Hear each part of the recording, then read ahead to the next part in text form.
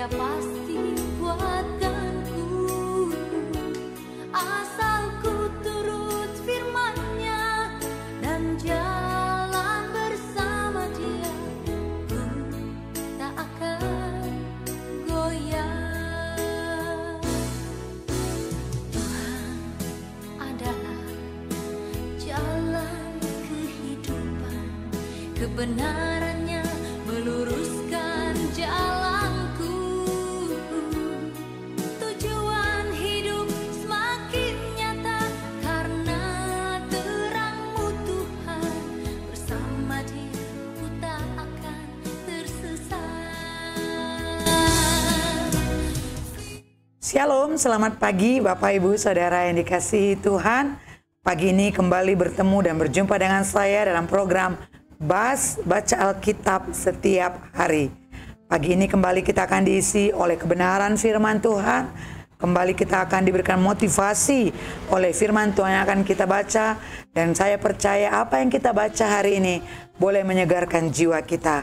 Bapak Ibu Saudara yang dikasihi Tuhan dimanapun berada pada saat pagi hari ini, sebelum kita mulai segala aktivitas kita, segala kegiatan kita, mari kita minta agar hidup kita terlebih dahulu diisi oleh firman Tuhan. Mari kita satukan hati kita akan berdoa buat firman Tuhan yang akan kita baca. Sungguh kami bersyukur kepadamu pada saat pagi hari ini Tuhan. Oleh karena kemurahan-Mu, kami ada sebagaimana kami ada. Penyertaan-Mu sempurna bagi kami. Pagi ini kami bersyukur Tuhan memberikan kami kesehatan, napas kehidupan, dan kami masih bisa menikmati hasil karya-Mu Tuhan. Terima kasih Bapa Surgawi. Kembali pagi ini kami akan diisi oleh kebenaran firman-Mu. Berfirmanlah Tuhan. Biar setiap firman yang akan kami baca, kami dengarkan, Tuhan itu menjadi kekuatan bagi kami. Sehingga kami boleh senantiasa berjalan dan berjalan di dalam rel kebenaran firman-Mu. Kami buka hati kami pagi ini untuk firman-Mu. Dalam nama Yesus kami berdoa. Amin.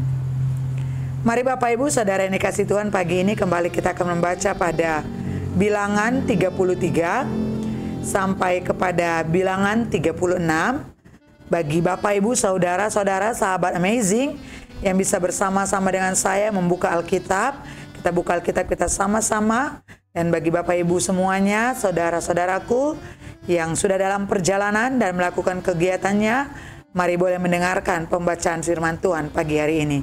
Saya akan mulai pembacaan dari Bilangan 33. Tempat-tempat persinggahan orang Israel di padang gurun. Inilah tempat-tempat persinggahan orang Israel setelah mereka keluar dari tanah Mesir, pasukan demi pasukan di bawah pimpinan Musa dan Harun. Musa menuliskan perjalanan mereka dari tempat persinggahan ke tempat persinggahan sesuai dengan titah Tuhan. Dan inilah tempat-tempat persinggahan mereka dalam perjalanan mereka. Mereka berangkat dari Rameses pada bulan yang pertama. Pada hari yang ke-15 bulan yang pertama itu, pada hari sesudah Paskah, berjalanlah orang Israel keluar oleh tangan yang dinaikkan di depan mata semua orang Mesir. Sementara orang Mesir sedang menguburkan orang-orang yang telah dibunuh Tuhan di antara mereka, yakni semua anak sulung, sebab Tuhan telah menjatuhkan hukuman-hukuman kepada para Allah mereka. Berangkatlah orang Israel dari Rameses, lalu berkemah di Sukot. Mereka berangkat dari Sukot, lalu berkemah di Etam yang di tepi padang gurun. Mereka berangkat dari Etam, lalu balik kembali ke Pihahirot yang di depan Baal Zephon. Kemudian berkemah di tentangan Migdol. Mereka berangkat dari Pihahirot dan lewat dari tengah-tengah laut ke padang gurun. Lalu mereka berjalan 3 hari perjalanan jauhnya di padang gurun Etam. Kemudian mereka berkemah di Mara. Mereka berangkat dari Mara, lalu sampai ke Elim. Di Elim ada 12 mata air dan 70 pohon korma. Di sanalah mereka berkemah. Mereka berangkat dari Elim, lalu berkemah di tepi laut Teberau. Mereka berangkat dari laut Teberau, lalu berkemah di padang gurun Sin. Mereka berangkat dari padang gurun Sin, lalu berkemah di Dofka. Mereka berangkat dari Dofka, lalu berkemah di Alus. Mereka berangkat dari Alus, lalu berkemah di Rafidim. Dan di sana tidak ada air minum untuk bangsa itu. Mereka berangkat dari Rafidim, lalu berkemah di padang gurun Sinai. Mereka berangkat dari padang gurun Sinai, lalu berkemah di Kibrot Ta'awa. Mereka berangkat dari Kibrot Ta'awa, lalu berkemah di Hazerot. Mereka berangkat dari Hazerot, lalu berkemah di Ritma. Mereka berangkat dari Ritma, lalu berkemah di Rimon Peros. Mereka berangkat dari Rimon Peros, lalu berkemah di Libna. Mereka berangkat dari Libna, lalu berkemah di Risa. Mereka berangkat dari Risa, lalu berkemah di Kehelata. Mereka berangkat dari Kehelata, lalu berkemah di Harsyafer. Mereka berangkat dari Harsyafer, lalu berkemah di Harada. Mereka berangkat dari Harada, lalu berkemah di Makhelot. Mereka berangkat dari Makhelot, lalu berkemah di Tahat. Mereka berangkat dari Tahat, lalu berkemah di Tarah. Mereka berangkat dari Tarah, lalu berkemah di Mitka. Mereka berangkat dari Mitka, lalu berkemah di Hasmona. Mereka berangkat dari Hasmona, lalu berkemah di Mozerot. Mereka berangkat dari Mozerot, lalu berkemah di Bene Yaakan. Mereka berangkat dari Bene Yaakan, lalu berkemah di Horgidgad. Mereka berangkat dari Horgidgad, lalu berkemah di Yotbata. Mereka berangkat dari Yotbata, lalu berkemah di Abrona. Mereka berangkat dari Abrona, lalu berkemah di Ezion Geber. Mereka berangkat dari Ezion Geber, lalu berkemah di padang gurun Zin, yaitu Kades. Mereka berangkat dari Kades, lalu berkemah di Gunung Hor, di perbatasan tanah Edom. Ketika itu Imam Harun naik ke Gunung Hor sesuai dengan titah Tuhan, dan di situ ia mati pada tahun ke-40 sesudah orang Israel keluar dari tanah Mesir. Pada bulan yang kelima, pada tanggal 1 bulan itu, Harun berumur 123 tahun ketika ia mati di Gunung Hor. Pada waktu itu Raja negeri Arad, orang Kanaan itu yang tinggal di tanah Negeb, di tanah Kanaan, mendengar kabar tentang kedatangan orang Israel. Berangkatlah mereka dari Gunung Hor, lalu berkemah di Zalmona. Mereka berangkat dari Zalmona, lalu berkemah di Funon. Mereka berangkat dari Funon, lalu berkemah di Obot. Mereka berangkat dari Obot, lalu berkemah dekat reruntuhan di Abarim di daerah Moab. Mereka berangkat dari reruntuhan itu, lalu berkemah di Dibon Gad. Mereka berangkat dari Dibon Gad, lalu berkemah di Almon Diblathaim. Mereka berangkat dari Almon Diblathaim, lalu berkemah di pegunungan Abarim di depan Nebo. Mereka berangkat dari pegunungan Abarim, lalu berkemah di dataran Moab, di tepi sungai Yordan, dekat Yeriko. Mereka berkemah di tepi sungai Yordan dari Bet Yesimot sampai ke Abel Sitim di dataran Moab. Tuhan berfirman kepada Musa di dataran Moab di tepi sungai Yordan dekat Yeriko, "Berbicaralah kepada orang Israel, dan katakanlah kepada mereka, apabila kamu menyeberangi sungai Yordan ke tanah Kanaan, maka haruslah kamu menghalau semua penduduk negeri itu dari depanmu dan membinasakan segala batu berukir kepunyaan mereka. Juga haruslah kamu membinasakan segala patung tuangan mereka dan memusnahkan segala bukit pengobanan mereka.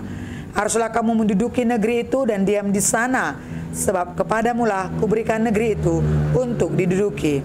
Maka haruslah kamu membagi negeri itu sebagai milik pusaka dengan membuang undi menurut kaummu. Kepada yang besar jumlahnya haruslah kamu memberikan milik pusaka yang besar, dan kepada yang kecil jumlahnya haruslah kamu memberikan milik pusaka yang kecil, yang ditunjuk oleh undi bagi masing-masing.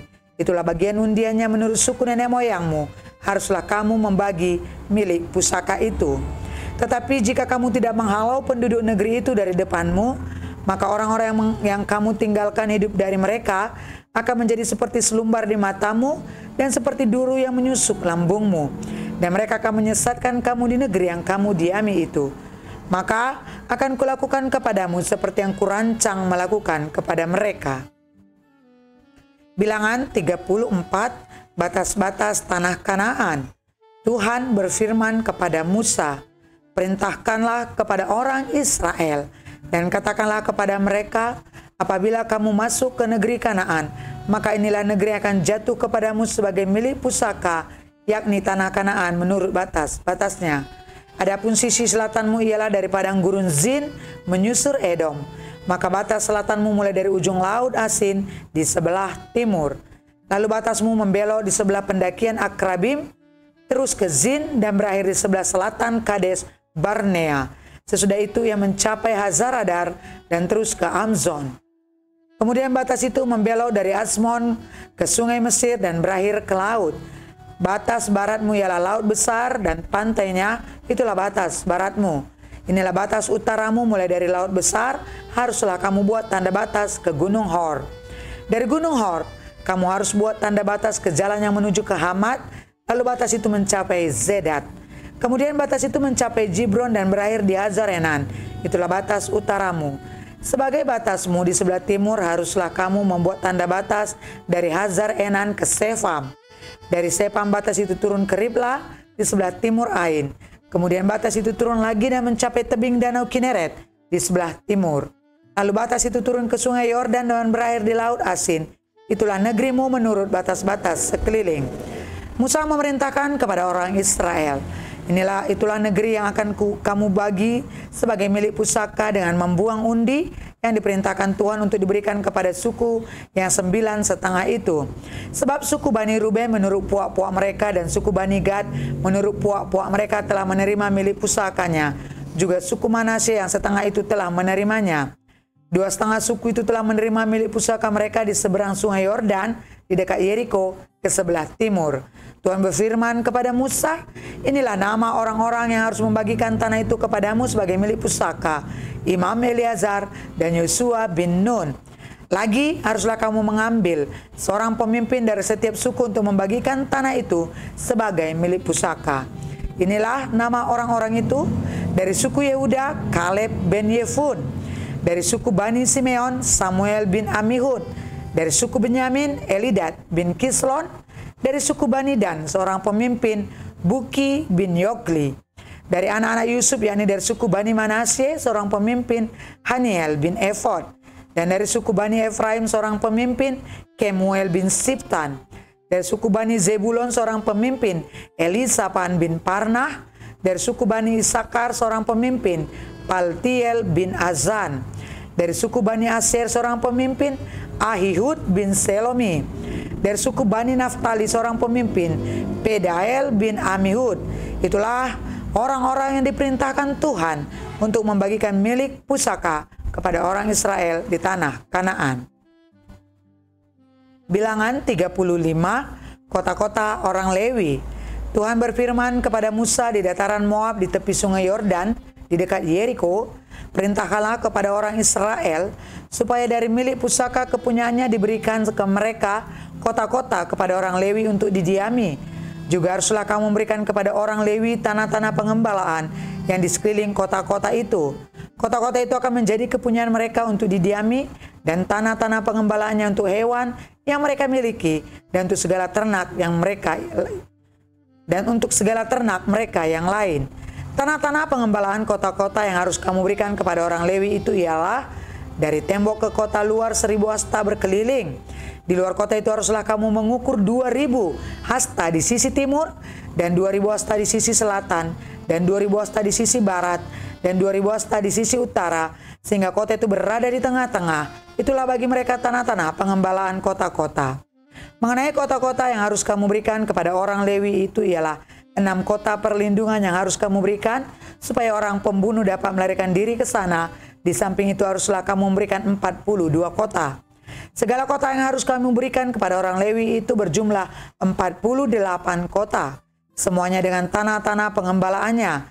Mengenai kota-kota yang akan kamu berikan dari tanah milik orang Israel, dari suku yang banyak jumlahnya, haruslah kamu ambil banyak. Dan dari suku yang sedikit jumlahnya, haruslah kamu ambil sedikit. Setiap suku harus memberikan dari kota-kotanya kepada orang Lewi sekadar milik pusaka yang dibagikan kota padanya. Tuhan berfirman kepada Musa, berbicaralah kepada orang Israel dan katakanlah kepada mereka, apabila kamu menyeberangi sungai Yordan ke tanah Kanaan, maka haruslah kamu memilih beberapa kota yang menjadi kota-kota perlindungan bagimu, supaya orang pembunuh yang telah membunuh seseorang dengan tidak sengaja dapat melarikan diri ke sana. Kota-kota itu akan menjadi tempat perlindungan bagimu terhadap penuntut balas, supaya pembunuh jangan mati sebelum ia dihadapkan kepada rapat umat untuk diadili. Dan kota-kota yang kamu tentukan itu haruslah 6 buah kota perlindungan bagimu. 3 kota harus kamu tentukan di seberang sungai Yordan, dan 3 kota harus kamu tentukan di tanah Kanaan, semuanya kota-kota perlindungan. Ke-6 kota itu haruslah menjadi tempat perlindungan bagi orang Israel dan bagi orang asing, dan pendatang di tengah-tengahmu, supaya setiap orang yang telah membunuh seseorang dengan tidak sengaja dapat melarikan diri ke sana. Tetapi jika ia membunuh orang itu dengan benda besi sehingga orang itu mati, maka ia seorang pembunuh, pastilah pembunuh itu dibunuh. Dan jika ia membunuh orang itu dengan batu di tangan yang mungkin menyebabkan matinya seseorang sehingga orang itu mati, maka ia seorang pembunuh, pastilah pembunuh itu dibunuh. Atau jika ia membunuh orang itu dengan benda kayu di tangan yang mungkin menyebabkan matinya seseorang sehingga orang itu mati, maka ia seorang pembunuh, pastilah pembunuh itu dibunuh. Penuntut darahlah yang harus membunuh pembunuh itu. Pada waktu bertemu dengan dia, ia harus membunuh dia. Jika ia menumbuh orang itu karena benci, atau melempar dia dengan sengaja sehingga orang itu mati, atau jika ia memukul dia dengan tangannya karena perasaan permusuhan sehingga orang itu mati, maka pastilah si pemukul itu dibunuh. Ia seorang pembunuh, penuntut darah harus membunuh pembunuh itu pada waktu bertemu dengan dia.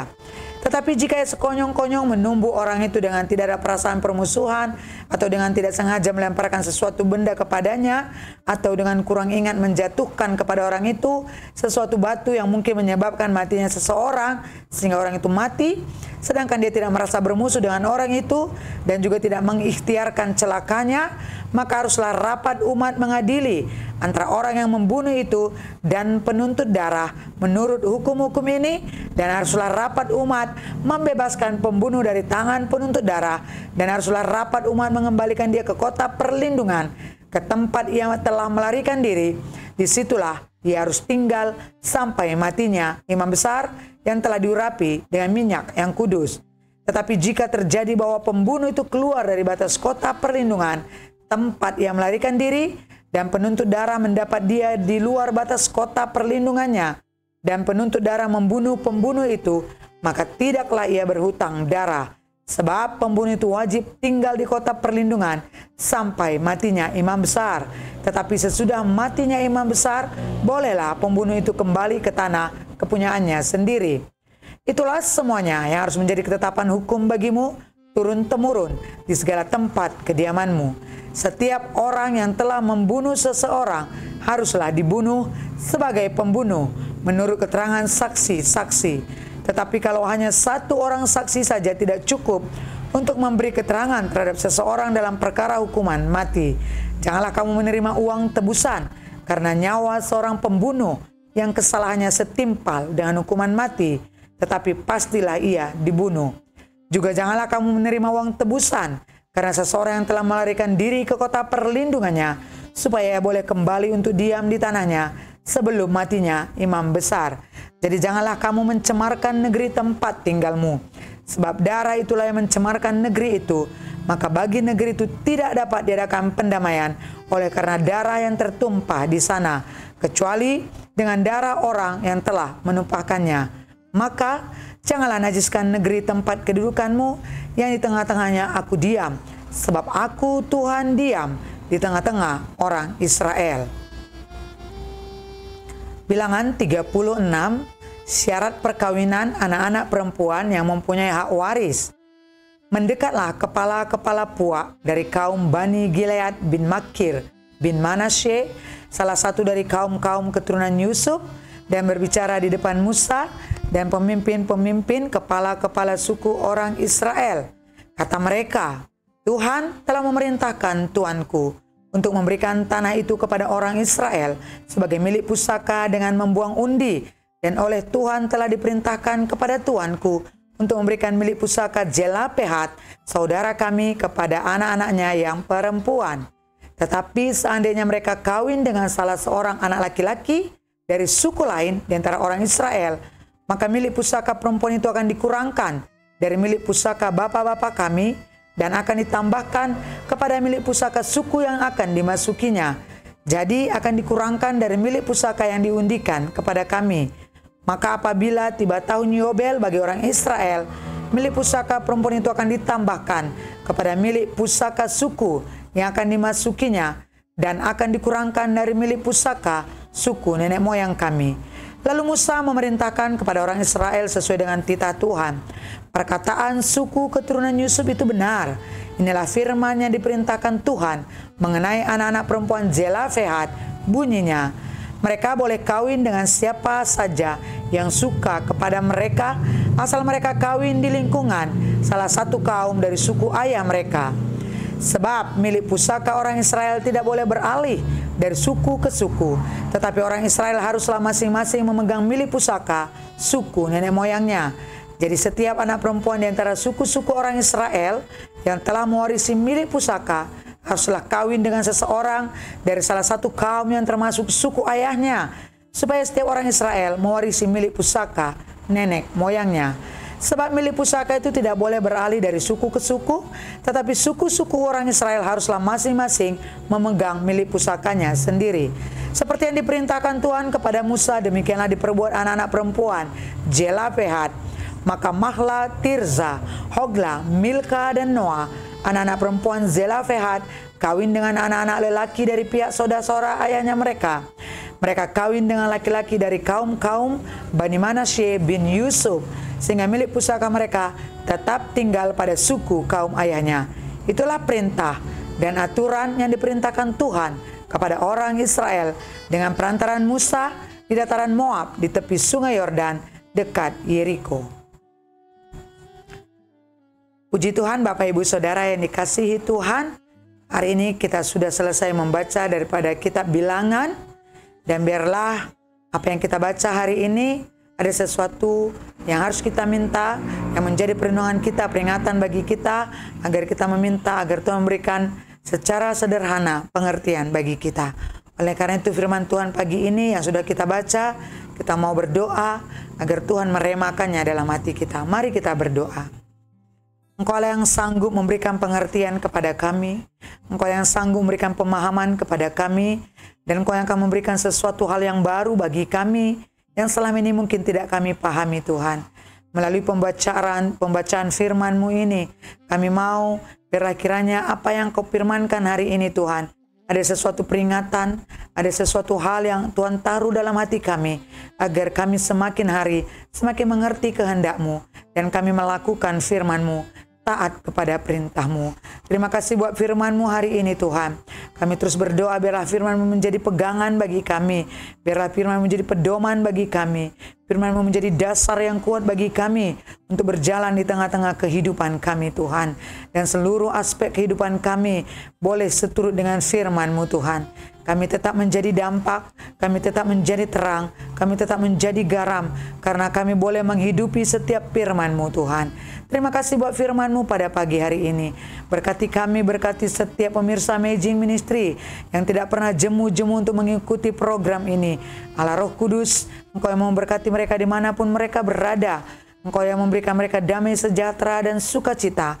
Bahkan kami percaya Tuhan, lebih dari apa yang mereka pikirkan dan doakan, Kau sudah sediakan bagi kami, jikalau kami selalu setia dan seturut kehendak-Mu dan melakukan kebenaran firman-Mu. Terima kasih buat firman-Mu Tuhan. Pagi ini segala kegiatan kami mau serahkan ke dalam tangan Tuhan. Dan kami mau Tuhan berjalan bersama dengan kami, memegang tangan kami. Dan biarlah apa yang kami lakukan, kami mau utamakan Tuhan dalam setiap perencanaan kami. Terima kasih Tuhan, terima kasih Bapa, perkataan kami, pikiran kami, bahkan apapun yang kami lakukan, biarlah kami tampil sebagai saksi Kristus, sebagai teladan, sebagai berkat. Dan di atas semuanya nama Tuhan dipermuliakan. Inilah menjadi doa kami Tuhan, dalam nama Yesus kami berdoa dan mengucap syukur. Haleluya. Amin. Terima kasih kami terus ucapkan kepada seluruh pemirsa Amazing Ministry yang tidak pernah bosan-bosan untuk mengikuti program BAS. Dan biarlah besok pagi kembali kita pada pembacaan selanjutnya. Kami terus mengimbau agar Bapak Ibu Saudara semua terus mengikuti program ini. Dan juga Bapak Ibu boleh men-share program ini kepada teman rekan saudara kita, sehingga kita sama-sama diberkati dengan firman Tuhan. Selamat pagi Bapak Ibu, selamat beraktivitas, selamat melakukan kegiatan, dan biarlah Tuhan menyertai kita sepanjang hari ini. Shalom, Tuhan Yesus memberkati kita semuanya. Dan jalan bersama Dia, ku tak akan